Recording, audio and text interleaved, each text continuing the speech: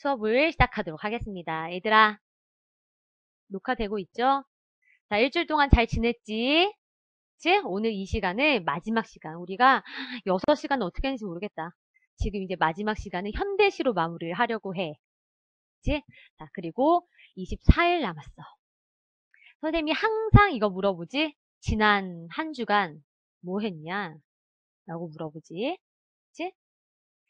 딸랑 이 며칠 되지도 않는 24일 다 쏟아붓지 못한다면은 욕심부리지 말라 그랬다. 24일도 제대로 못한다면은 뭘 욕심을 내. 그냥 나랑 똑같은 목표를 가진 경쟁자에게 양보해 그냥. 응? 할 수 있지? 선생님도 지금 한 몇 시간째야. 아무튼 이틀 동안은 잠을 아예 못 잤어. 내년 개념 강의 교재 때문에 못 잤어. 지금도 너무 졸려. 너무 졸립지만 그래도 너희랑 같이 이 시간을 보내기 위해서 지금 집중할 테니까 너희도 힘내. 그냥 밤샜지 이틀 동안. 마감 날짜 맞춰야 되기 때문에. 사실 마감 날짜 지난주 수요일이었는데 늦었어. 늦었어. 자, 보자. 우리가 이번 시간에는 현대시에 집중해서 할 텐데 먼저 질문 들어가기 전에 선생님이 매 시간마다 만들어주는 자료 있지? 잘 한번 보자. 어떤 자료냐면은 선생님이 국어 영역 현대 그 연계교재에서 현대시 작품만 또 모아봤어. 선생님이 이렇게 매 시간마다 자료 만들어주면 그거 챙겨서 복습하고 열심히 활용하고 있어? 응? 이제 마지막 자료 현대시야. 자, 현대시 보니까 총 몇 개 지문이냐면은 우선 지문 개수로는 40개야. 근데 우리 지금 B형이잖아. B형이니까 한 지문에 2개씩 묶여있지. 여기 A형 학생이 있을지도 모르겠는데 A형 학생들은 한 지문에 시가 1개씩 있기 때문에 사실 작품 수도 굉장히 적어. 생각보다. 그치? 근데 B형 학생들, 이건 B형 자료야. B형 학생들은 40개 지문이고 그 속에 담겨있는 이제 작품 수를 보면은 75개 정도 되고 이 75개는 뭐 선지로 활용됐던 거, 보기 속에 들어갔던 거 이런 것까지 포함해서 75개야. 자료는 수능 완성 자료실에다가 선생님이 이 강의 끝나자마자 업로드한다. 알았지? 자, 그리고 이렇게 분홍색으로 표시한 거는 A, B형 공통 지문이 되는 거고, 그 다음에 선생님이 시는, 현대시는 2개씩 묶이잖아. 그렇기 때문에 그 2개 시에서 공통적으로 묻는 출제 요소 같은 거 여기다 넣어놨어. 나중에 이거를 복습을 하면서 김소월과 이육사의 산유화 절정 묶인 지문을 보면서 수능특강 190쪽 있어. 복습할 때 이거 이제는 교재 순서대로 실려있는 순서대로 넣어놓은 거거든. 그래서 이 출제 요소, 종결어미 반복에 대해서 시어 식구의 의미에 대해서 내가 제대로 챙기고 있는지 하나씩 점검을 해야 돼. 알았지? 그리고 사실 현대시는 얘들아 A형과 B형이 공통문항으로 나올 수가 없지. 왠지 알지? 방금 말했잖아. B형은 2개고 그 다음에 A형은 1개니까. 자, 그래서 사실 이 공통 표시해 놓은 것이 현대시에서는 큰 의미가 없다고 보면 돼. 그렇지만 어쨌든 쭉 한번 넘겨가면서 옆에다가 뽑아서 두 쪽밖에 안 돼. 47까지. 그러니까 이거는 이제 복습할 때 활용을 하도록 하고 얘들아 진짜 어떻게 보면은 그렇게 많지 않은 수야. 그치? 많지 않은 수니까 이거 꼭 활용해서 다시 한번 꼭 복습해야 된다. 알았지? 자, 그리고 다음 페이지를 보면은 자, 최근 현대시 출제 작품 목록인데 선생님이 정리를 해봤어. 자, 그런데 여기 선생님이 형광펜 표시해 놓은 거 있지? 이건 뭘 것 같니? 노란 거. 연계. 연계야, 연계. 자, 그러니까 노란색이 연계라고 한다면 어떤 생각이 들어? 한 지문에서 전부 다 연계되는 것은 아니다. 그치. 하나는 나온다. 맞아. 하나는 나온다. 자, 그런데 하나는 연계가 되지만 하나는 연계되지 않은 작품이다 이거야. 그래서 선생님이 지금 전부 다 올려줬잖아. 목록을. 근데 그걸 내가 거기 나와 있는 시들을 다 외워. 그렇지만 외우는 공부를 하면은 안 외웠던 시에서는 어때? 삐끗하게 되는 거지. 그래서 선생님이 항상 뭐가 중요하다 그래? 시를 외워서 푸는 것보다는 시를 그치, 처음 보는 시도 내가 이해할 수 있는 능력이 필요하다라는 거야. 근데 지금 24일 남았어. 그치? 24일 남았어. 지금이라도 할 수 있는 것은 이 시간에 한번 챙겨보자라는 거. 방법, 접근하는 방법 이런 것들 챙겨보자 라는 거 생각했으면 좋겠어. 자, 그리고 자, 이 자료도 한번 보도록 하고 선생님이랑 같이 수업 시간 들어가 보자면 자, 어, 이거는 뭐냐면 그 라이브 클래스 거기 질문하는 창에 나와 있던 거야. 보니까 정말 선생님이 확인하시는 건가요? 당연히 내가 확인하지. 얘들아, 어떤 애들은 수강 후기에 이거 정말 선생님이 다시는 건가요? 선생님이 달지. 물론 요즘에는 우리 PD님이 더 많이 달아주시지만, 그치? 자, 수능 많이 도움 받았다고, 큰 힘이 됐다고, 고맙다고 하더라고. 선생님도 고마워, 얘들아. 자, 보자. 문제를 풀다가 자주 등장하지만 애매했던 표현들이 많았대. 대충은 알고 있고 또 그런 표현들을 사전적 의미 인터넷에서 찾아보긴 하는데 문제에 나왔을 때 정확히 뭘 요구하는 표현인지 모르는 경우가 많아서 표시를 해뒀다는 거야. 그래갖고 이렇게 예상적 분위기, 예스러운 표현, 정서의 흐름을 통제한다, 구체적인 정자, 단적으로 드러낸다, 관조적인 어조, 대상이 느끼는 거리감, 삶의 애환을 승화한다. 요런 거 애매하다 이거야. 너희도 이거 애매하냐? 응? 그래서 선생님이 좀 정리해봤어. 물론 현진이처럼 저는 저거 다 완벽하게 알아요 하는 학생도 있을 거야. 단적으로 좀 애매해. 예상적도 헷갈려. 혼나. 이번 시간 24일 남았어. 알았지? 자, 먼저 첫 번째 보자. 애상적인 분위기. 이거 선생님이 표준국어 대사전 찾은 거다. 응? 슬퍼하거나 가슴 아파하는 또는 그런 거. 이게 애상적 분위기야. 선생님이 지금 웃으면서 얘기하지만 애상적 분위기가 모른다라고 얘기하면 선생님이 진짜 꿈에 찾아가서 엉덩이 발로 걷어찬다. 알았지? 애상적 모르면 안 돼. 그냥 한마디로 슬픔이야, 슬픔. 그러면 우리 시에 슬픔에 대해서 노래하는 시 정말 많지. 정말 많지. 응. 마이크, 얘들아, 마이크. 자, 이거는 정지용의 유리창 1인데 선생님이 그냥 가지고 와봤어. 보면은 이 시 너희들 많이 알고 있지? 그치? 누구의 죽음이야? 아이의 죽음이지. 여기 시 보면은 아예 유리에 차고 슬픈 것이 어른거린다라는 슬픔의 정서를 아예 직접적으로 표시를 했고 그 다음에 이 슬픔의 원인이 이 뒷부분에 나오지? 뭐라고 나와? 고운 폐혈관이 찢어진 채로 너라는 대상이 산새처럼 날아갔다는 거야. 그치? 죽음의 원인. 물론 뭐 폐결핵으로 죽었다 이것까진 몰라도 되겠지만 어쨌든 너라는 대상이 폐혈관이 찢어진 채로 날아가서 슬퍼하고 있다. 이거 예상적 분위기야. 그 다음에 25가 이거 우리 연계교재에 실려있는 시다. 김영랑 눈물에 실려가며 벌써 여기에 뭐가 나와? 눈물이 나오지? 물론 눈물은 어떤 눈물인지 확실히 알아야 되겠지만 구체적 상황 속에서 자 보니까 눈물에 실려가면 산길로 70리 돌아보니 찬바람 무덤에 몰리네 서울이 천리로다 멀기도 하련만 자 지금 이 사람 어디로 가고 있니? 눈물에 실려서 서울을 가고 있는 것이지 눈물에 실려가면 한 걸음 한 걸음 그 다음에 여기 두 번째로 보면은 달빛으로 눈물을 말릴까 보다 또 어떤 정서가 나타나 서름도 부끄러워 노래가 이렇게 이런 게 다 뭐야 애상적인 분위기야 자료는 수능 완성 자료실에 올린다 알았지 이 강의 끝나자마자 자 그래서 애상적인 분위기라는 단어는 그러니까 개념은 절대로 몰라서는 안 된다 아주 쉬운 슬픔이라는 그런 정서가 드러나는 시들 애상적이다라는 거야 알았지? 자 그 다음에 뒤로 넘어가서 예스런 표현은 솔직히 시에 많이 쓰이지도 않고 많이 나오지도 않아. 옛것과 같은 맛이나 멋이 있다. 그러니까 현대에서 쓰지 않는 그런 표현이야. 예전에 쓰던 표현이고. 그래서 여기 박대삼의 수정가에 보면은 우물집이었을래. 그런 집이었을래. 뭐 우물집이었을 것이다. 그런 집이었을 것이다. 여기 조지훈의 승모 보면은 얇은 사 하얀 곡갈은 고이 접어서 나빌레라 이런 표현들이 뭐야? 예스런 표현이야. 별것도 아니지, 그치? 이렇게 사투리랑 예스런 표현은 달라. 사투리는 아니야. 알았지? 사투리는 방언이지, 그치?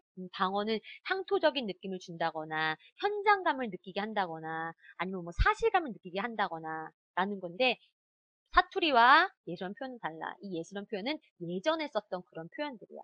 알았지? 별거 아닌 개념이니까 넘어가자. 자, 관조적인 어조가 이게,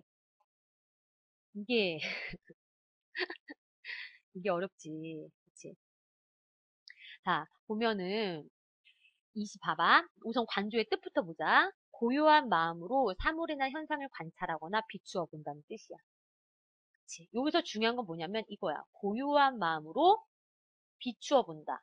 관찰한다라는 거야. 그러니까 관조, 도찰이랑은 달라. 그렇게 보는 게 아니야. 관조적인 어조는 고요한 마음으로 차분하게 어떤 대상을 관찰하는 거야. 가만히 보는 거야. 그치? 동요되지 않는 거지. 여기서는 감정의 고조가 나타나면 돼, 안 돼? 감정의 고조? 그건 관조가 아니지. 그치? 이해가 돼? 감정이 고조된다거나, 감정이 폭발한다거나, 이런 거 안 돼. 알았지? 그냥 고요하게, 차분하게 어떤 대상을 보는 거야. 그러면 중요한 게 뭐냐면 얘들아, 중요한 게 뭐냐면 관조적인 어조로 어떤 사물이나 현상을 관찰하거나 비추어 보잖아? 물론 어떤 시에는 정말 그냥 관찰하는 모습만 나타날 수가 있어. 그런데 많은 시에서 그렇게 사물이나 현상을 조용히, 고요히 관찰하다 보면 뭐가 드러날 때가 많냐면 깨. 그치, 깨달음. 깨달음이 나타날 때가 많다는 거지. 음. 그리고 이 사물이라는 것은, 이 현상이라는 것은 자연물이나 자연현상일 경우가 굉장히 많다는 거야. 자, 그러면 이시 봐봐. 서정주의, 얘들아, 시 제목은 중요하다 그랬지? 서정주의 무등을 보며, 무등이 뭐지? 이런 학생들이 있을 수도 있지만, 시를 보면은 산이야, 산. 보고 있는 게 산이라고. 제목에서 무등을 보며라고 얘기했고, 시를 보면은 산을 보고 있어. 그치. 무등산이야, 무등산. 그 무등산을 보며 이렇게 점점점 뒤에 이렇게 뭔가 생략되어 있는 제목을 가진 시는 무등을 보면서 생략되어 있는 부분, 무등을 보면서 얘가 뭘 느낀다. 무등을 보면서 뭘 깨닫는다. 그치? 그게 중요한 거야. 혹은 어떤 감정을 느끼는지. 근데 이 시를 보면은 뭐라고 얘기하냐면 일부분만 가지고 갔어. 가난이야. 한낱 남루에 지나지 않는다. 그러니까 가난이 별거다 아니다. 별게 아니다라는 거지. 그치? 저 눈부신 햇빛 속에 갈매빛의 등성이를 드러내고 서 있는 여름산 같은. 그러니까 이 사람 화자는 지금 뭘 보고 있는 거야? 여름산. 그 산이 무슨 산이야? 무등을 보고 있는 거야. 무등산을 보면서 그래, 가난한 거 별거 아니지. 이렇게 생각하고 있는 거잖아. 그치? 관조적 태도야. 그러면서 이 가난이 우리의 타고난 마음씨 가릴 수 없다. 음. 그러면서 마지막에 뭐라고 생각하냐면 가시덤불 쑥구렁에 누울지라도 얘들아 가시덤불 쑥구렁이 좋을까 안 좋을까? 눕는데 눕혀봐 가시덤불에 내가 한번 안 좋지 그치 따갑지 안 좋은 상황일 거야. 안 좋은 상황에 놓일지라도 우리는 늘 옥돌같이 호젓이 묻혔다고 생각할 일이요. 성태라도 자욱이 낄 일인 것이다. 그러니까 안 좋은 상황에 놓였다고 해서 막 힘들어하거나 막 괴로워하거나 뭐 호들갑 떨거나 그게 아니라 말이 좀 어렵지. 근데 뭔가 옥돌처럼 호젓하게 그다음에 뭐 성태가 자욱이 끼 차분하게 담담하게, 그렇지, 의연하게. 그거야. 그래서 관조적인 태도라는 것은 뭔가 어떤 대상을 가만히 보면서 저걸 가만히 보다 보니까 저거를 인생에다 대입해 보면은 이런 깨달음. 이렇게 깨달음과 연결되는 경우가 굉장히 많다는 거야. 알지? 선생님 얼굴 봐서 뭐하게 찌그맣게 봐. 나도 부담스럽거든. 그래서 관조라는 개념은 나오면 어려울 수 있어. 방관자랑 다르지. 방관자는 별로 이렇게 관심 없이 신경 안 쓰는 거잖아. 근데 관조적 어조는 이렇게 들여다보는, 관찰하는 거잖아. 관찰하면서 뭔가 깨달은 거지. 자, 그 다음에 넘어가 보자. 거리감이라는 개념을 물어봤어. 자, 거리감은 사전을 찾아보니까 두 개의 물건이나 장소 따위가 공간적으로 떨어진 길이. 그러니까 이건 얘들아, 어떤 길이감이니? 물리적인 거리감이야? 아니면 심리적인 거리감이야? 물리적인 거리감을 말하는 거야. 얼마나 많이 떨어져 있는지. 그치? 그 다음에 두 번째, 사람과 사람 사이에 느껴지는 간격. 보통 서로 마음을 트고 지낼 수 없다고 느끼는 감정이야. 나는 혜정이랑 좀 거리감 느껴져서 이렇게 얘기할 수 있잖아. 그치? 뭔가 좀 마음을 트고 지낼 수 없다고 느끼는 감정이라거나 나는 혜정 걔 진짜 싫어. 이거 부정적으로 생각하는 거? 이런 것도 바로 거리감이라고 볼 수 있는 거야. 이 1번과 2번 말고 이런 거리감도 있을 수 있어. 과거와 현재 사이의 시간적인 거리감. 이런 것도 거리감이라고 얘기할 수 있어. 자, 어쨌든 크게 우리가 이제는 문제 나왔을 때 거리감은 물리적인 거리감이랑 심리적인 거리감. 근데 다영이 말대로 이게 물리적 거리감을 얘기하는 것인지 심리적 거리감을 얘기하는 것인지 헷갈린다. 선지에는 물리적 거리감, 뭐 심리적 거리감 이렇게 얘기 안 할 때가 더 많아. 그냥 거리라고만 얘기할 때가 있어. 그럴 때는 문맥으로 파악을 해야 돼. 작품이나 선지의 문맥으로. 알았지? 그러면 이거 봐봐. 박두진의 너는 어서 오너라라는 시가 있어. 선생님이 시의 일부만 잘라왔거든? 다 저거야. 그 전국연화 황야평가 이거. 읽어볼게. 다섯 묵과 여섯 바다와 철이야. 아득한 구름박 아득한 하늘가에 나는 어디로 향을 해야 너와 마주서는 게냐. 그러면 내가 어디를 향해야 너와 마주설 수 있느냐 이 뜻이야. 그러니까 나는 너와 어떻게 돼 있다? 떨어져 있다라는 거지. 멀리 떨어져 있다. 여기 봐봐. 너와 이게 오른선지였거든? 너와의 거리에서 오는 나의 안타까움이 나타나 있다. 자, 그러면 선생님 물어볼게. 너는 나에게 있어서 좋은 대상이야? 나쁜 대상이야? 긍정적인 대상이야. 그치? 왜? 왜 그렇게 생각해? 이유가 뭘까? 이유가 뭐겠어? 제목을 봐. 너는 어서 오너라. 선생님이 뭘 보라 그랬어? 쓰리.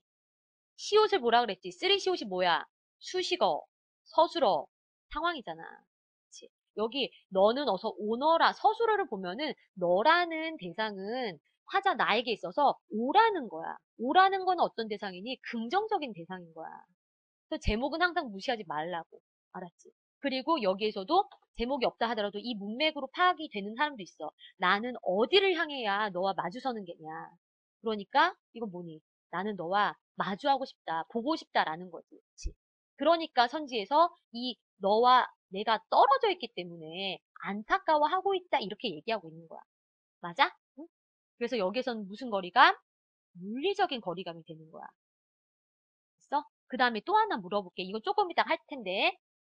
나는 어디로 향을 해야 너와 마주서는 게냐? 이거 의문형이지? 응, 설이야? 설이야? 아니잖아. 이거 평서문으로 바꿔봐. 못 바꾸겠지, 그치? 응, 이거 그냥 의문형이지. 설이법이 아니야.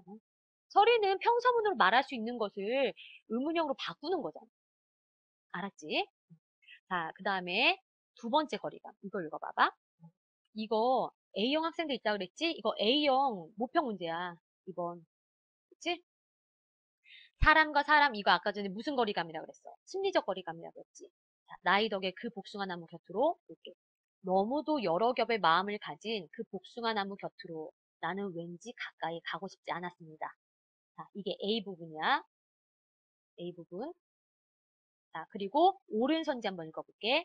A는 대상에 대한 태도가 드러나며 시상이 촉발되는 부분으로. 이 말도 어렵지? 근데 이 A 부분이 1년이야, 1년.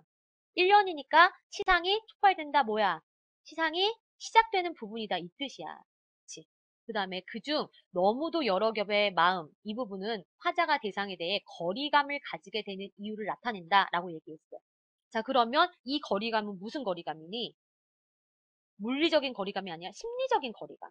그치? 나는 왠지 가까이 가고 싶지 않았다. 누구에게? 복숭아 나무 곁으로 가까이 가고 싶지 않다. 그러니까 복숭아 나무를 어떻게 생각하는 거니? 부정적으로 생각하는 거야. 왜 복숭아 나무를 부정적으로 생각해? 너무도 여러 겹의 마음을 가진 것 같아서, 아, 나 저 복숭아 나무는 별로인 것 같다. 라고 생각하면서 이 복숭아 나무에게 뭐, 거리를 두는 거지.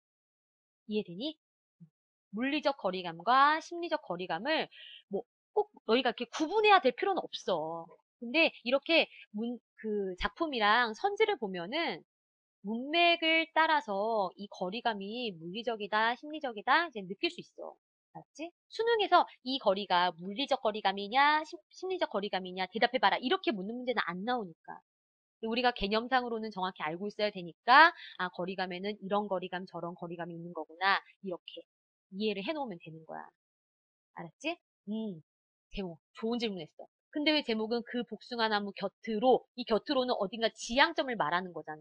그치? 선생님이 1년만 가지고 와서 그래.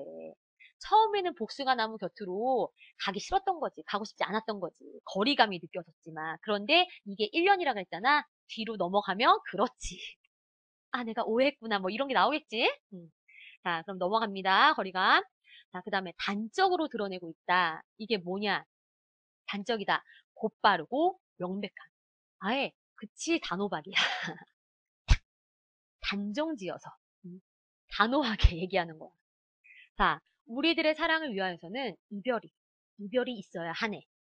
여기서는 지금 사랑을 위해서는 이별이 있어야 돼. 정말 딱 잘라서 말하잖아. 자, 옳은 선지. A에는 화자가 이별이라는 현실에 부여한 의미가 단적으로 드러나 있다. 됐어? 아예 대놓고서 이거는 이렇게 해야 한다. 이거잖아. 그래서 단적으로 드러나 있다라는 거는 뭐 단정적인 어조? 그치? 그런 말과 이제 연결이 되는 거지. 아, 맞아. 사랑을 위해서는 이별이 있어야 한다? 무슨 표현법이야? 역설이지, 역설. 왜 이별하면 사랑이 깨지는 거잖아. 근데 사랑을 위해서는 이별이 있어야 한대. 이거 역설이야. 아, 그럼 선생님 하나 더 물어보자. 조용히 해봐. 하나 더 물어볼게. 얘들아, 여기 이 A 구절에서 이 이별은 좋은 대상이야, 나쁜 대상이야? 어, 그렇지. 쓰리시옷을 보라 그랬지? 서술어가 뭐야? 있어야 한다. 그러니까 지금 이 시 속에서 이별은 뭐야? 좋은 대상인 거야. 화자는 이별을 긍정적인 대상으로 보고 있어. 사실 이 이별은 뭐니? 장애물 같은 거거든? 장애물? 근데 사랑하는 사람 사이에 이런 장애물도 있어야지 그 장애물을 극복하면서 그 사랑이 더 성숙해진다. 역설은 원래 가만히 들여다보면은 뭔가 더 깊은 의미가 담겨 있는 것이지. 그래도 이별은 싫어. 이별은 싫지. 자, 어쨌든 역설이고 이별은 여기서 긍정적인 대상이 되는 거야. 됐어? 오케이. 그 다음에 그럼 단적으로 드러내고 있다도 봤다. 정서의 흐름을 통제한다. 자, 이게 정서의 흐름을 통제하기 위하여 안정적인 삼장 구조를 지키고 있군. 이게 2007학년도 6월 모평에 선지로 나왔더라고. 근데 이런 말은 많이 나오지 않아. 그리고 정서의 흐름을 통제한다 이거는 하나의 개념이라기보다 그냥 우리가 일상생활에 쓰는 그냥 어휘야. 그래서 이건 정서의 흐름을 통제한다. 이거는 이런 거야. 이렇게 선생님이 말하기가 어려워. 통제가 뭐니? 뭔가 제한하거나 제약한다 라는 의미잖아. 너희 초등학교 6학년 때야? 응? 까불지 마, 술 마세. 자, 보자.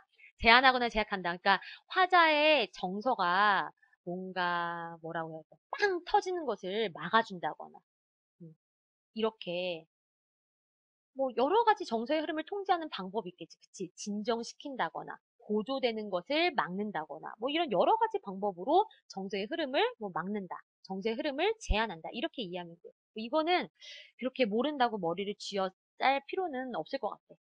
알았지? 아, 쓰리시옷이 뭔지 모른다고? 쓰리시옷 첫 번째 뭐야? 당황. 두 번째 저술어. 세 번째 수식어. 선생님 수업을 안 들은 학생이구나. 선생님이 쓰리시옷 엄청나게 강조하는데. 그래서 뭔가 내 배경 지식으로 이야기보다 이 쓰리시옷을 근거 삼아서 항상 판단을 해야 돼. 객관적. 맞지? 딴소리 하기만 해. 조승표. 자, 보자. 그 다음에 구체적인 청자. 아니, 구체적인 청자를 왜 몰라? 봐봐. 이수익의 결빙의 아버지 보면은 어머님 이거야. 부르잖아. 드러내놓고 그치? 콕 집어서 내 말을 듣는 사람을 언급하면 돼. 고전 시가에 굉장히 자주 드러나는 구체적인 청자 누가 있어? 누가 있어? 백구. 백구야. 이거잖아. 애기가 배달 갔어. 자, 백구. 이런 것도 구체적인 청자가 되는 거지. 자, 그 다음에 선생님이 얘기하고 싶은 건 뭐냐면, 얘들아, 구체적인 청자는 참 쉬워. 그것보다는 뭘 얘기하고 싶으냐면, 청자를 구체적으로 지정해 놨다면, 그러면 이거 봐봐. 겨우 잠이 들곤 했었지요. 이렇게 얘기하고 있는데, 이 어머님에게 무엇을 건네는 어투? 말을 건네는 어투. 그렇지. 구체적인 청자가 지정되어 있다면 그 청자랑 같이 서로 말을 주고받는 실제 대화적인 구성이 아니더라도 뭘 수 있다? 말을 건네는 어투, 대화체를 쓸 수 있다. 그치?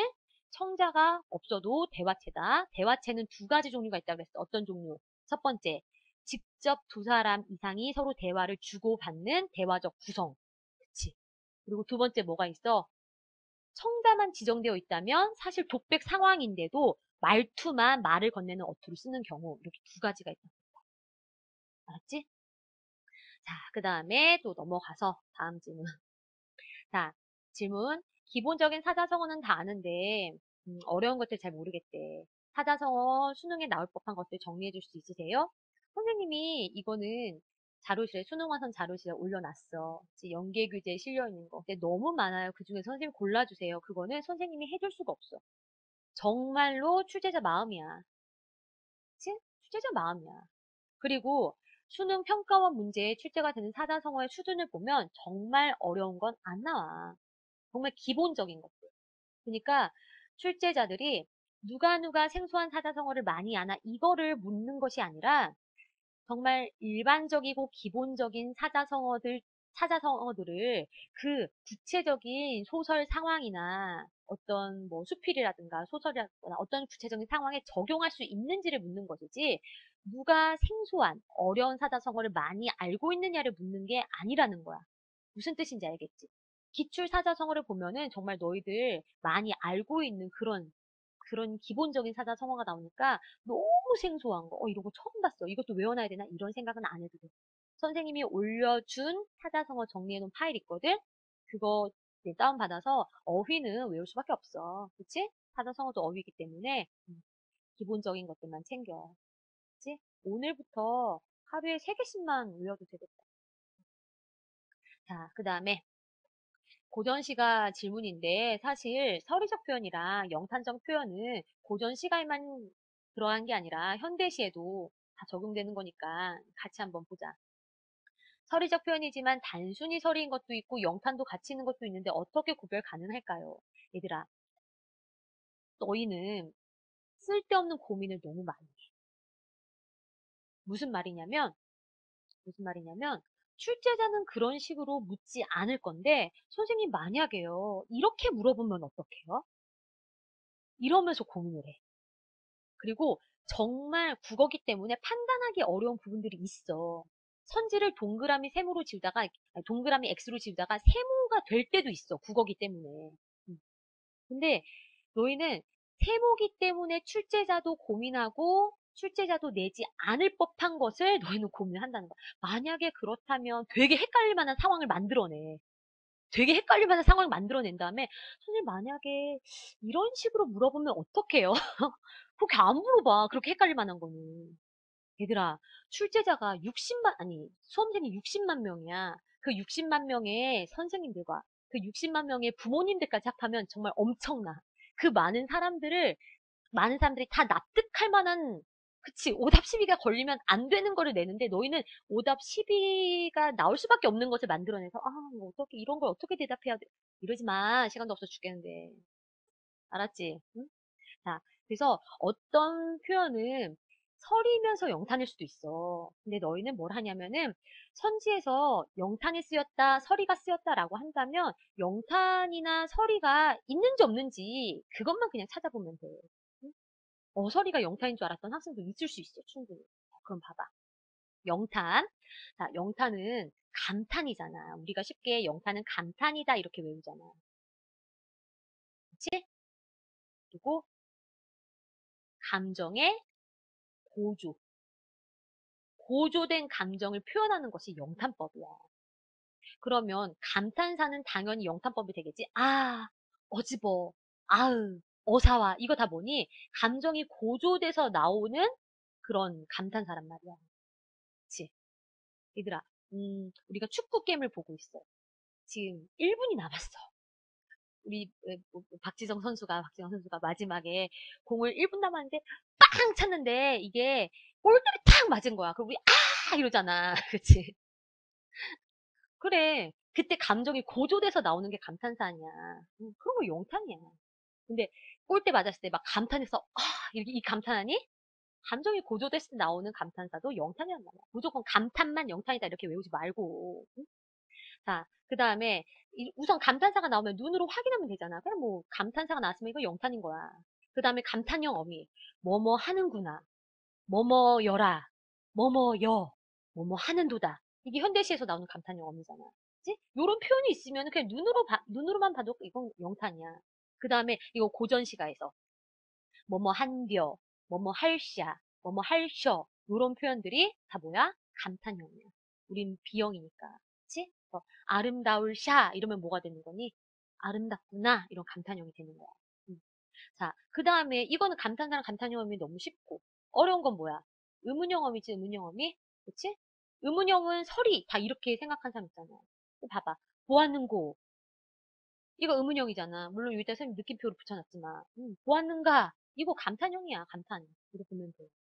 그치? 그 다음에 어디서 살찐 반달이 함을 따라 이거 함은 배거든? 배를 따라 웃는고 이거는 뭐니?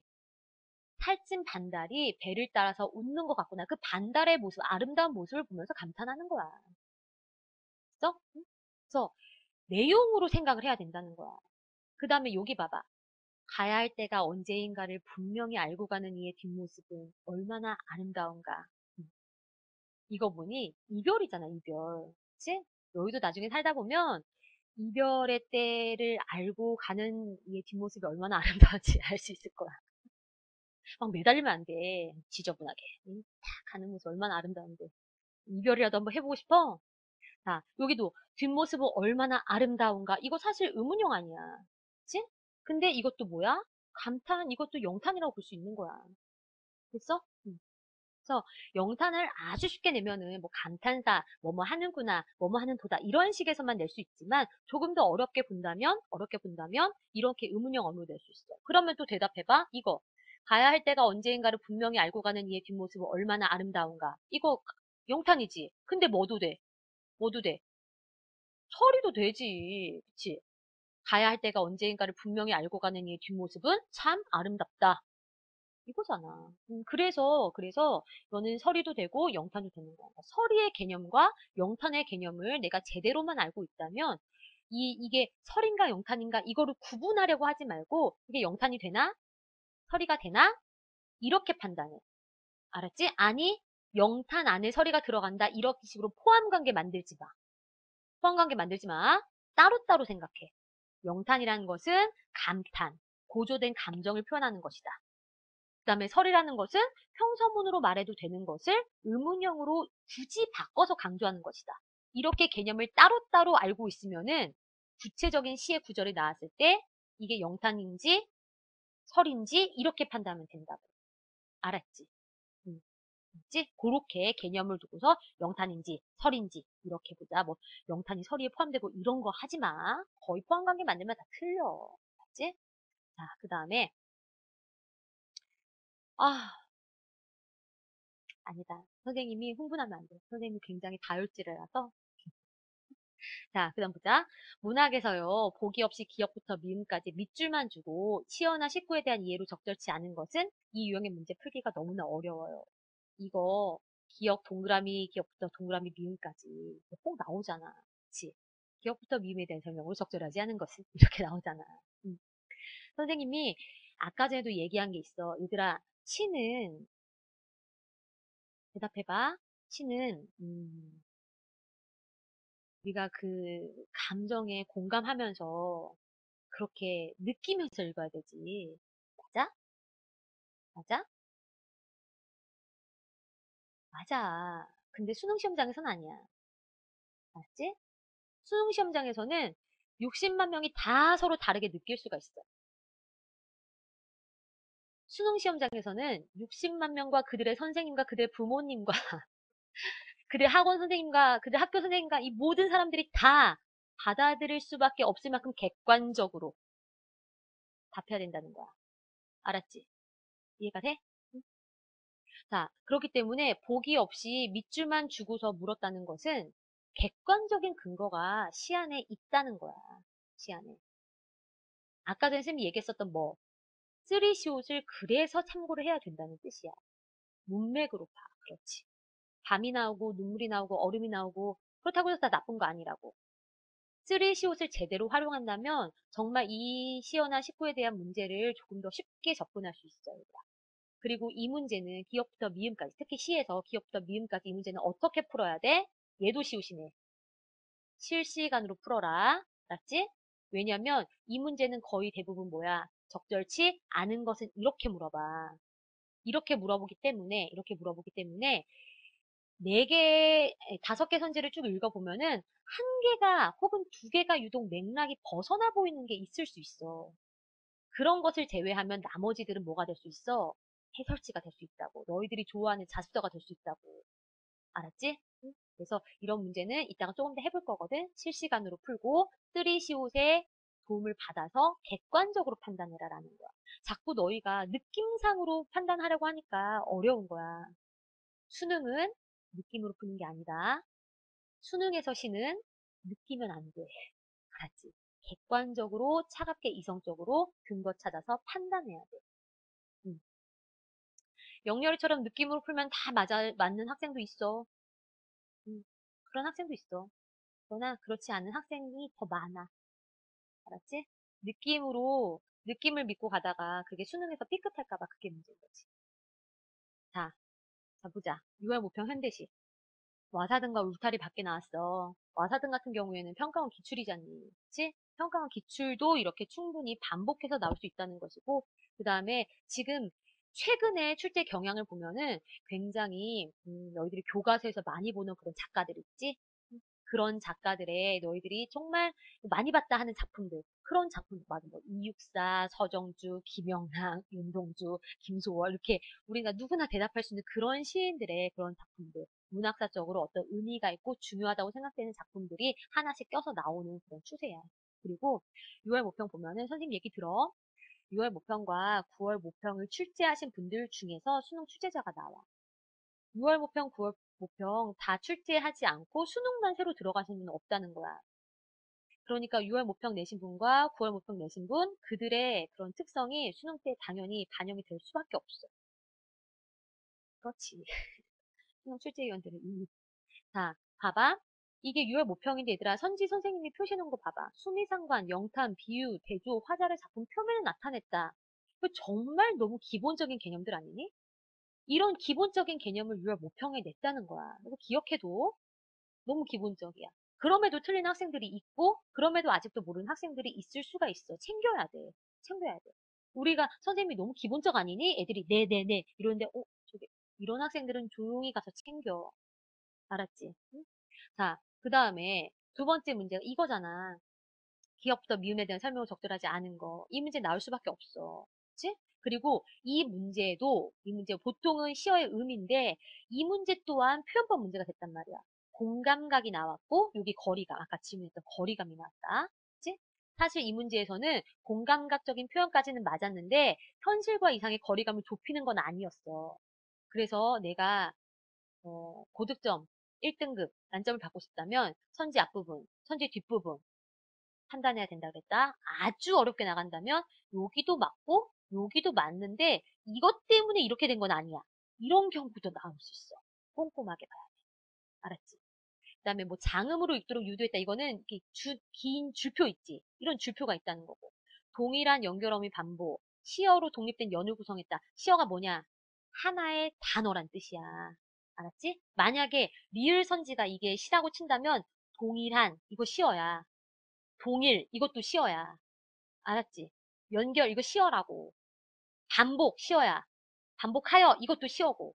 알았지? 시에 쓰인 단어가 시어야. 별거 아니야. 자, 하나의 시어로 독립된 연을 구성했다. 그러니까 시어 하나만 딱 써놓고서 여기 한 줄 띄고 앞뒤로 한 줄 띄었다는 얘기잖아. 그치? 그런 게 기본적인 개념들 이게 6월 모평에도 나왔다는 거다. 자, 그 다음 이건 뭐니? 보기를 참고해서 감상하는 거. 참고해 감상. 여기 같은 경우에는 이제 김광균이라는 시인에 대한 그런 정보를 줬지? 정보를 주고 뭐 회화적인 이미지라거나 모더니즘이라거나 이런 것들을 이제는 적용해서 이제 푸는 이런 항상 나오는 그런 유형이 나왔고 9월 봐봐. 9월 보면 있더라. 고고와 모라는 피기까지 나왔는데 봐. 수미상관 또 나왔지. 6월에 나왔는데 9월에 수미상관 또 나왔어. 수능에도 또 나온다고는 얘기하지 못하지만 그 다음에 아까 보면은 아까 명암의 대조가 있었는데 여기 흑백의 대비 나왔지. 명암도 밝고 어두움이잖아. 여기 흑백의 대비 나왔지. 그 다음에 조금 전에 보기 속에 뭐 있었니? 보기 속에 뭐 있었어? 회화적 이미지 있었잖아. 그치? 근데 9월에 뭐 나왔어? 회화적 이미지 나오지. 회화적 이미지가 뭐야? 시각적인 이미지를 통해서 눈으로 확인할 수 있는. 그치? 그 다음에 공간의 이동, 뭐 시상전개 방식 이것도 좀 기본적인 것이고 이런 식의 도치도 아주 기본 개념이고 자기 반성도 아주 자주 나오는 시적 화자의 태도잖아. 이런 기본들을 자꾸 묻는다는 거야. 그리고 또 지금은 현대식 시간이지만 문법 파트에서도 정말 기본적인 개념이 단단한지를 묻는 그런 문제들이 모평에 자꾸 나오고 있어요. 그치? 그래서 이런 기본 개념들은 다시 한번 꼭 챙겨야 되고, 아까 선생님이 정리해준 그거 봤지? 이거 늦게 온 학생들은 못 봤을 수도 있으니까 어디 갔니? 이거 여기 보면은 이렇게 선생님이 뭐 여기 뭐 애상적인 정서 여기도 나오고, 그다음에 비유, 감각적인 형상화, 이미지의 변용, 말을 건네는 방식, 색채 대비, 인격 부여 이런 것들 있잖아. 이런 거 다시 한번 챙기라고. 알았지? 어디 갔니? 알았지? 자, 그러면은 또 넘어가서, 자, 두 번째 문제는 문제 유형 항상 똑같아. 보기를 참고해서 감상하는 거. 아, 선생님이 하나 또 얘기하니까. 얘들아, 수미상관, 수미상관. 이따가 수미상관 한 번 더 나올 거거든? 첫 연과 마지막 연이 똑같이 생기면 당연히 수미상관이지. 그런데 9월 모평 시험지 다시 한번 봐봐. 이거 답지였잖아. 그치? 정말 많이 다르게 생겼어. 근데 첫년과 마지막 연의 대응으로 수미상관이라고 아예. 첫년과 끝년의 대응이라는 말도 안 쓰고 아예 9월 모평에서 그 보고 봐봐. 처음부터 끝까 첫년과 마지막 부분 보면은 이거 보고가 아니었는데 아무튼 첫년과 끝년 보면 상당히 달라. 상당히 다른데 그걸 수미상관이라고 얘기했다는 거야. 그치? 자, 그 다음에 이렇게 기억과 니은, 시어를 지정해 주고서 그걸 이해하는 문제들. 선생님이 얘기하고 싶은 건 뭐냐면 문제 유형은 항상 나오는 게 똑같이 나온다는 거야. 항상 똑같이 나오고 그리고 이런 항상 나오는 문제 유형에 대한 대비는 꼭 해야 된다는 거. 지금 24일밖에 안 남았는데 제가 할 수 있을까요? 할 수 있어. 해야 돼. 알았지? 자, 그 다음에 선생님이랑 이번 시간에 시간이 벌써 이렇게 됐니? 선생님이 시를 딸랑 3개만 가지고 왔어. 3개. 이 시를 너희랑 다 수업 시간에 해석을 했으니까 선생님이 시 해석을 하기보다 너희들이 알아야 하는 접근 방법이라거나 이런 것들, 포인트들 그거 챙길게. 자, 보자. 먼저 김명인의 그대의 말뚝을 보면은 이 시에서 비가 그대가 지정이 되어 있어. 이 그대가 뭐가 되는 거지? 아직까지 수미상관 얘기하고 있어? 그만해. 그만해. 자, 그대의 말뚝에 집중해라. 희진아, 어디서 혀 짧은 소리야. 나가. 자, 보자. 자, 그대가 시적 대상이지? 그대가 병을 이기지 못하였다. 병한테 손들어버린 그대를 하직하고 돌아오는. 자, 여기 선생님이 질문하고 싶은 거. 시적 대상에 집중을 해야 되고, 그 다음에 상황이 뭐니? 그대를 하직하고 돌아오는. 그치. 그대가, 어때? 아, 친구가 죽었어요. 이거 얘기한 거야? 미안해. 선생님 뭐 딴소리 하는 줄 알았어. 미안해. 자, 그대를 하직하고 돌아오는 그대가 어때? 죽었다는 거지. 아직 여기서는 그대가 누군지는 몰라. 친구가 죽었도 그거였어? 미안하다. 자, 그 다음에 선생님 질문하는 거 대답해. 돌아오는 길은 보도마다 빈손으로 허공을 어루만지면 낙엽이 한꺼번에 져내렸다. 무슨 이미지니? 낙엽이 져내렸다. 그치. 하강의 이미지. 하강은 소멸 부정적인 이미지와 연결된 경우가 많아. 그치? 나는 문상에 이미 젖어, 문상에서 이미 젖어. 저기, 문상에서 이미 젖었다는 건 뭐겠어? 눈물 생각해 볼 수가 있겠지? 오래도록 축축할 그대의 집을 바라보았다. 그대가 이제는 죽은 누군가가 될 것이고. 자, 그 다음에 쭉 보면은 그대의 경작이 없다. 그러니 경자 유전의 밭들은 이제 밤 되면 하늘 속으로 옮겨지고. 자, 넘어간다. 잘 봐. 잡초처럼 별들 돋아나서 반짝일 것이다. 그럼 여기서 얘들아 봐봐. 별이 돋아나서 반짝인데, 응? 별이 돋아나서 반짝이니까 이 별은 긍정적인 거니? 선생님 별은요, 밤에 뜨는 거니까 좋은 거예요. 이렇게 생각하지 말라고. 뭐래? 그대 경자. 경자유전. 실제 농사를 짓는 사람이 그 농토를 소유하고 있어야 한다는 의미야. 경자유전의 밭들은 밤이 되면 하늘 속으로 옮겨지고 잡초처럼 별들. 이 별들이 돋아나서 반짝거릴 것이다. 이 별들은 앞에 뭐가 붙어 있어요? 잡초처럼. 그냥 별이 떠서 반짝인다. 근데 그 별들조차 잡초처럼 이렇게 얘기하는 것이지 이 별들이 뭐 희망이다 이렇게 생각하면 안 된다는 거야. 그치? 꼭 별이 부정이다 뭐다. 그렇다고 이 별이 부정인 건 아니야. 근데 이 별을 그냥 별이 뜬다는 그런 뜻으로만 보는 것이지, 이거를 뭐 굳이 희망이야, 소망이야, 이렇게 보지는 말라는 거야. 알았지? 자, 그 다음에, 우리가 세상에 말미어 둘릴 만한 그 일 중 하나를 그대와 내가 지킨다고 하였으나, 그대가 살아있을 때 이렇게 말했지. 그런데, 어때? 내 말뚝에도 이미 매어둘 말 없음을 너무 허전하여. 마음속으로만 울리는 말방울 소리를 듣고 가슴의 빈부에서 오랫동안 낡아갈 남은 시절을 생각했다. 시도 얘들아, 스토리야. 줄거리가 있어. 그 상황을 파악하면서 쭉 나가는 거야. 그래서 선생님이 시를 읽을 때는 최대 1분 안 넘는다 그랬지? 10초에서 30초라 그랬어. 응? 내용을 파악해. 그 다음에 봐봐. 세상은 이렇게 시들고 또 물어보자. 세상이 시들었다? 시적인 표현이지? 하강이지. 나파람 속 홀로 달린다는 것은 갈 곳 아득하여. 자, 정서 나온다. 뭐니? 슬픔의 갈기를 갈기가 바람을 타해 날린다는 것이냐? 그러면 아까 전에 우리 체크했던 무슨 태도? 무슨 정서? 애상적. 그치? 나 혼자는 다 갈 것 같지 않아 고개 들기가 너무 무거운 날. 다시 하늘을 보면 하늘 가득히 빗방울 듣다는 떨어지다야. 빗방울 떨어지다 말고 눈발 희끗거리는 그런 날이 있었다. 다시 하늘을 본대요, 선생님. 희망이네요. 이렇게 내가 알고 있는 지식으로 하지 말라고. 다른 시에서는 하늘을 보면 희망일 수 있어. 그러나 이 시에서는 어때? 그렇지 않지, 그치? 그냥 이렇게, 그렇지. 고개 들기가 너무 무거운 날, 이렇게 되어 있잖아. 맥락으로 보자. 그렇게.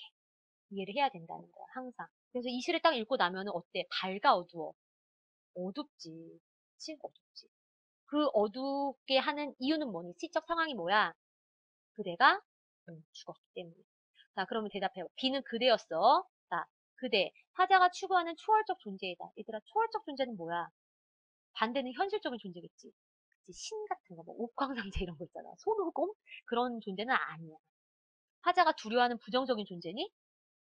아니지. 그러면 그대가 죽었을 때 슬퍼하지 않겠지. 화자와 반목하는 존재다. 반목이 뭐야? 반목 모르는 사람 조용히 무릎 꿇어. 반목 뭐야? 서로 시기하고 미워하는 거야. 그 정도 단어는 알아야 돼. 그치? 자, 반목하는 존재야? 당연히 아니겠지. 자, 그 다음에, 보자. 화자의 서글픔을 유발하는 존재야? 그대가? 그렇지. 슬픔이라고 나왔잖아. 그치? 맞아. 삶의 허무함을 깨닫게 하는 존재야? 기여, 아니여. 아니야. 이런. 지금 그대가 갔잖아. 너무 허전하다라고 오랫동안 낡아갈 남은 시절을 생각했다라고 얘기하지? 봐봐. 살아간다가 아니라 뭐야? 오랫동안 나의 남은 삶은 낡아간다. 허전하다. 이렇게 얘기하고 있잖아. 그러니까 이 선지는 뭐니? 맞는 선지야. 이거 수능 완성에 나와 있는 문제 그대로 가지고 온 건데. 그럼 어떡해? 응? 공부한 거 맞아? 응?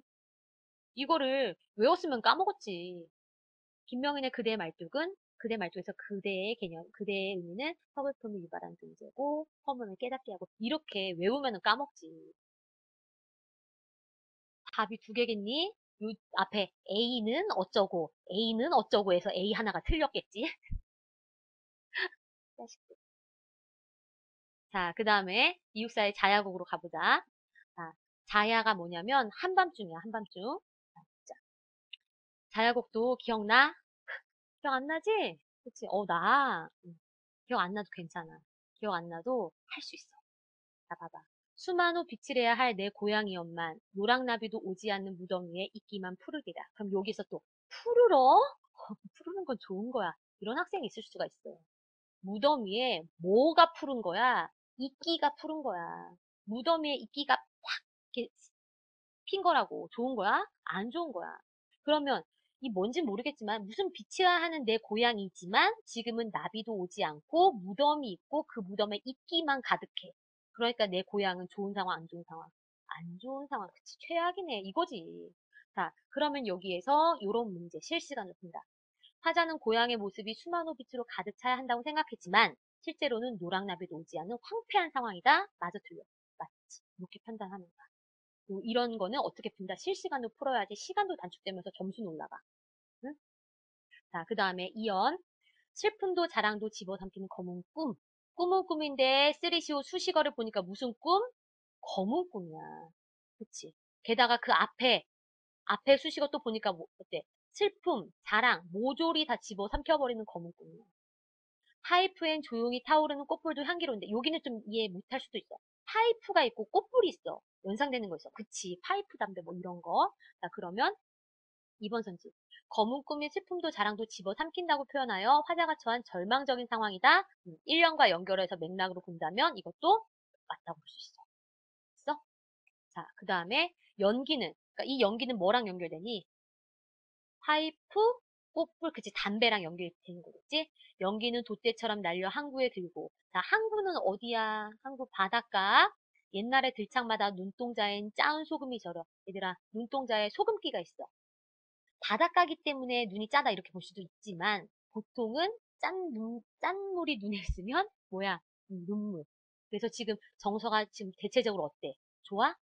어두컴컴한 분위기다 이거야. 그치? 그리고 그 이유는 뭘 것 같아? 뭐랑 연관이 있어? 고양이랑 연관이 있다. 이런 식으로 나와 있는 것들로만 객관적으로 판단을 해야 돼. 고양이에 대한 그리움, 뭐 상실감 이런 거겠지. 자, 그 다음에 그럼 여기 봐봐. 3번 선지.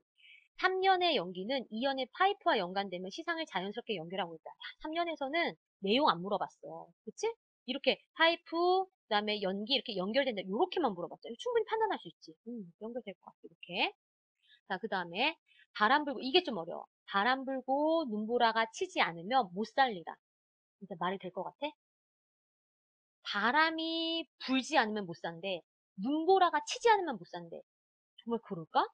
아, 나는 바람 불고 눈보라 친 게 너무 좋아. 바람 불고 눈보라 안 치면 나 진짜 못 살아. 뭐 그런 사람이 있을 수도 있어. 있을 수도 있어. 세상에 많은 사람들이 있으니까. 자, 그러나 일반적으로 이거는 약간 좀 말이 안 돼. 그래서 무슨 표현법? 역설로 볼 수 있을 것 같아. 역설은 뭐야 이렇게 생각이 되지만 가만 보면 어떤 의미가 담겨 있다 그랬잖아. 그러니까 바람 불고 눈보라 치자면 못 살리라. 이거는 이 사람의 삶이 이런 삶이었던 것 같아.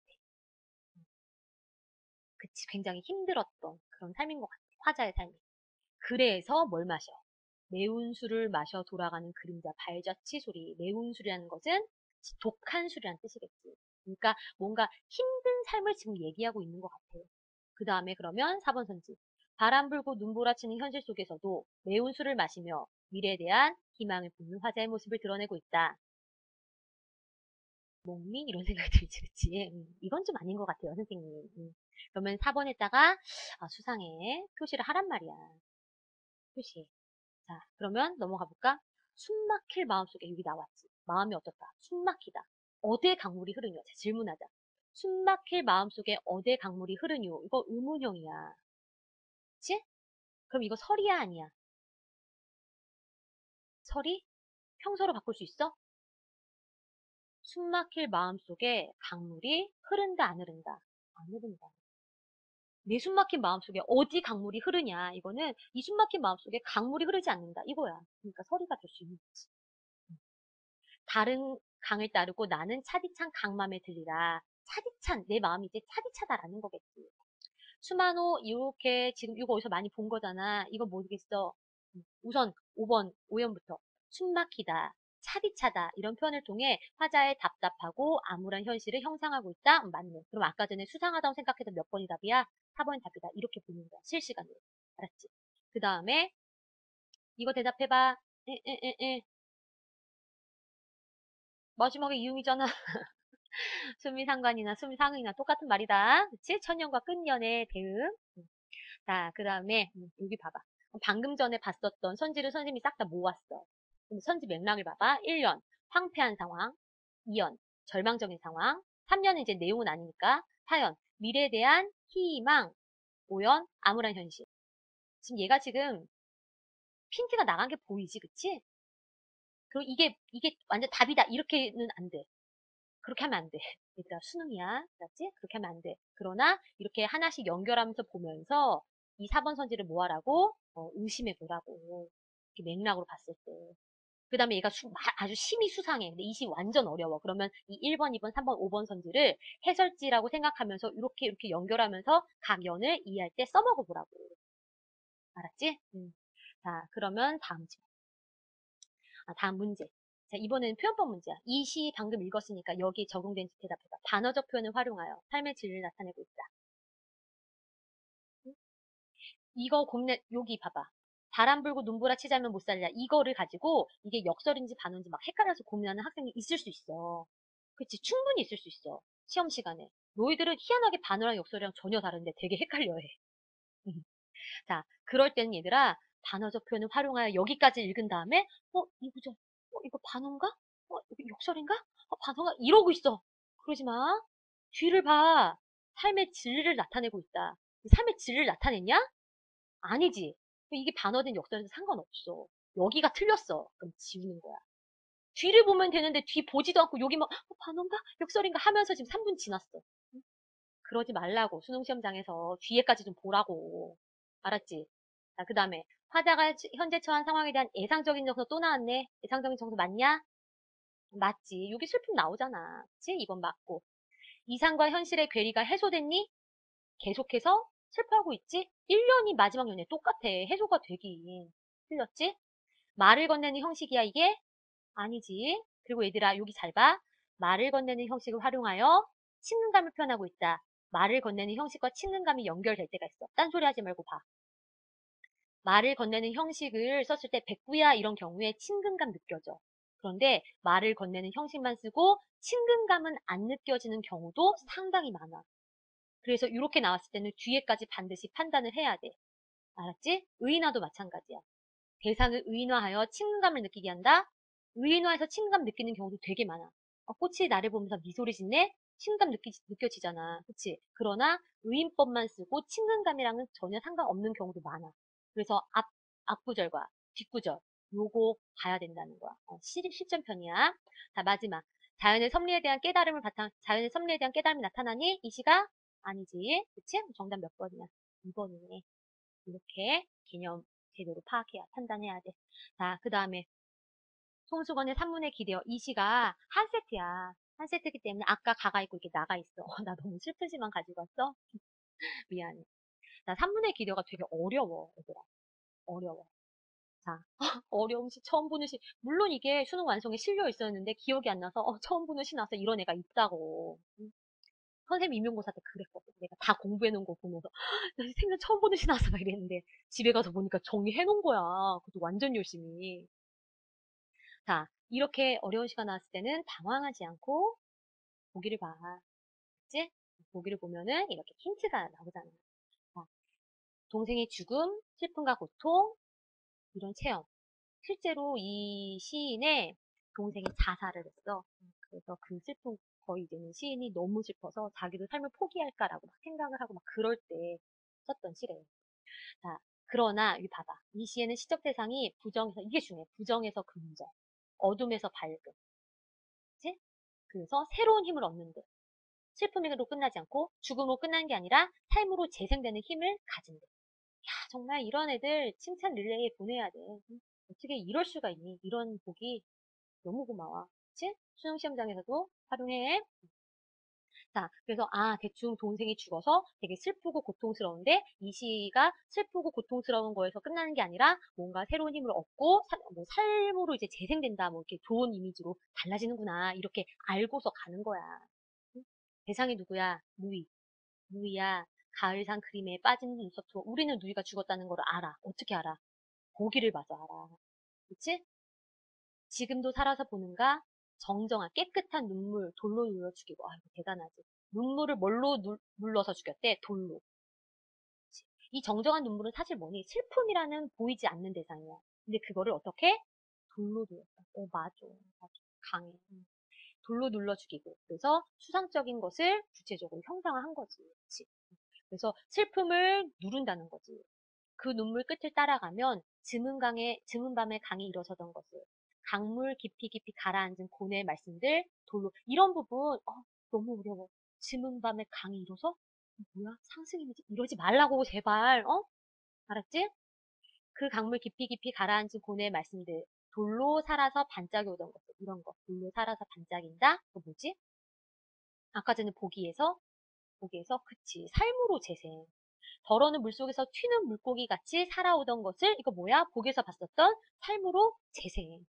그렇게 그렇게 보기랑 연결해야 돼. 자, 그러면 이 1분 선지가 있었어. 죽은 누이가 마치 곁에 있는 것처럼 지금도 살아서 보는가? 아는가? 이렇게 표현하면서 죽음을 삶으로 재생하고 있다. 맞아? 그렇지. 지금도 살아서 보는가? 이렇게 표현했잖아. 이런 문제 어떻게 풀어라? 실시간으로 풀어라. 자, 그 다음에 돌로 눌러 죽인 정정한 눈물이 즈문 밤의 강으로 일어선다고 해서 슬픔에 새로운 힘을 부여하고 있다? 선지의 도움을 받으라고. 너희가 스스로 먼저 해석하지 말고 선지에서 얘기해 줬으면 아, 그래? 아, 그러고 보니까 일어서던 거 이거 상승 이미지로 해갖고 슬픔에 새로운 힘을 부여하는 거 보기에서 말한 거랑 연결할 수 있겠구나. 이렇게 이걸 해설지로 활용하라고. 무슨 말인지 이해가 돼? 응? 응. 이거 너희한테 너희한테 이 구절을 이번처럼 해석하라고 하면 혼자서 하겠니? 못해. 근데 해설지를 줬을 때 이 해설지가 그렇게 해석할 만해. 아유 그렇게 해석하면 안 되지. 이거 정도로는 판단할 수 있잖아. 그렇게 판단하라고. 그래서 문제에 나오는 시는 시만 단독으로 너희 힘으로 이해하는 게 아니라 보기와 선지를 총동원해서 이해하는 거야. 알았지? 응? 자, 3번.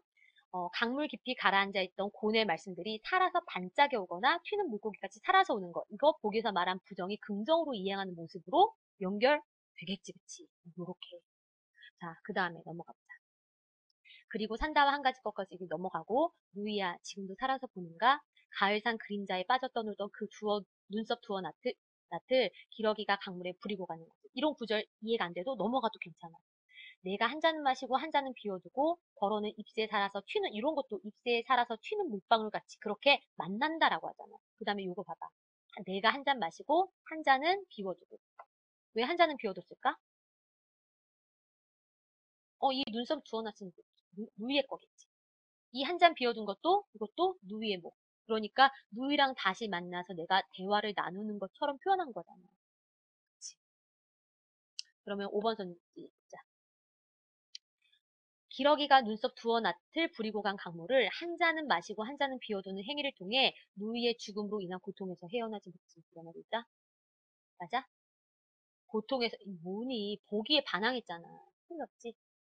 5번 선지 답이네. 5번 답이네. 자, 마지막 부분. 누이 아는가 가을산 그림자에 빠져 떠돌던 눈썹 두어 낫지. 누이의 것이지. 지금 이 모 물속에 비춰옴을. 가을산 그림자에 빠져 떠돌던 눈썹 두어 낫지. 지금 이 모 물속에 비춰옴을 본다는 것은 어둠이 밝음으로 이행했기 때문이다. 맞아? 답은 몇 번? 5번 선지. 이렇게.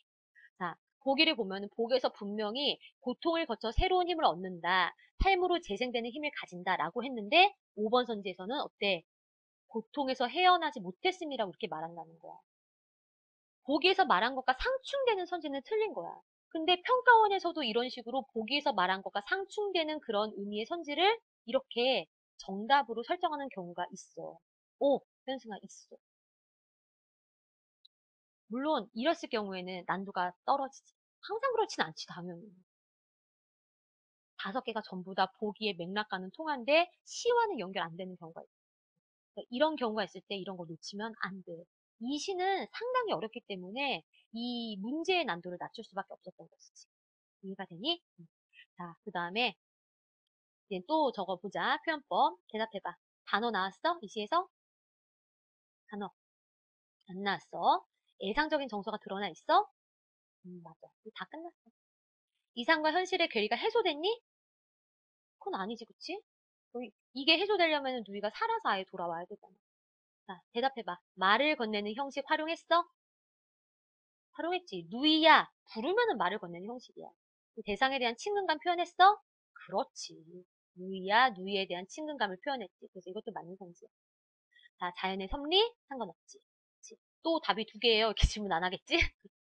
가에서는 이거 틀리고, 가에서는 이게 맞았으니까 정답은 뭐? 2번이야. 수능 시험장에서는 가만 가지고 풀었으면은 나 적용하고 앉아있지 말아라. 알았지? 자, 요렇게 해서 선생님이 준비한 수업은 끝났어, 얘들아. 자, 오늘부터 딱 24일이야. 고마워, 얘들아. 고마워. 포기하지 않아서 고마워. 지금은 너무 힘들 거야, 얘들아. 너무 힘들고, 이 수능이라는 것이 정말 내 인생을 좌지우지하면서 내가 여기서 떨어지면 인생의 패배자가 되는 것 같고. 맞아. 선생님도 그렇게 생각했었어. 근데, 선생님만큼만 나이를 먹어도 그렇지 않다는 거 알 수 있어, 얘들아. 이제까지 열심히 해왔으니까 포기하지 말고 이렇게 최선을 다해서 노력했으면 좋겠어, 얘들아. 알았지? 선생님 원래 오늘 수능 시험 때까지는 어떻게 하고 이런 얘기도 좀 하려고 그랬는데 시간이 많이 지났네. 선생님이 추가로 할 얘기는 녹화 종료 누르고 하자. 알았지? 그리고 딴소리 하지 마. 막판까지. 선생님이 대화창을 계속 보지는 못했지만 그래도 오늘은 어, 잘 수업 시간에 집중해서 참여해주는 학생들이 대부분이었던 것 같아요. 맞지? 자, 힘내서 24일 열심히 하고, 노력하고, 그리고 너희가 이제까지 받았던 점수 중에서 최고의 성적이 수능 날 터졌으면 좋겠다. 선생님이,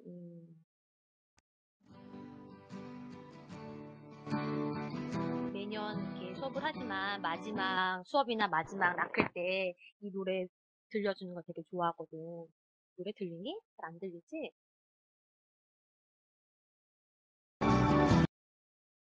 들려? 선생님이 너희에게 들고 싶은 게 바로 그 노래 가사 같아. 나중에 너희가 20살, 30살, 40살 이렇게 됐을 때 예전에 그런 선생님이 계셨지. 그 선생님 때문에 내가 포기하지 않고 끝까지 했었지. 이렇게 추억에 남았으면 좋겠어. 나중에 얘들아 길에서 커피숍에서 학교에서 만나면 반갑게 인사해. 알았지? 너희들끼리 위에서 봤어, 위에서 봤어. 이러지 좀 마, 제발. 그럼 나 진짜 앞에서 어떻게 해야 될지 모르겠어. 선생님 이렇게 인사하면 나도 반갑게 너 내 수업 들었어? 이럴 텐데 무슨 같이 뭐 이러면 그래 맞다 이럴 수 없어. 자 어쨌든 정말 고생 많았고 선생님이랑은 나중에 현실에서 만나자. 내년에 강에서 만나지 말고 알았지? 안녕. 우선 녹화는 종료할게. 안녕 얘들아.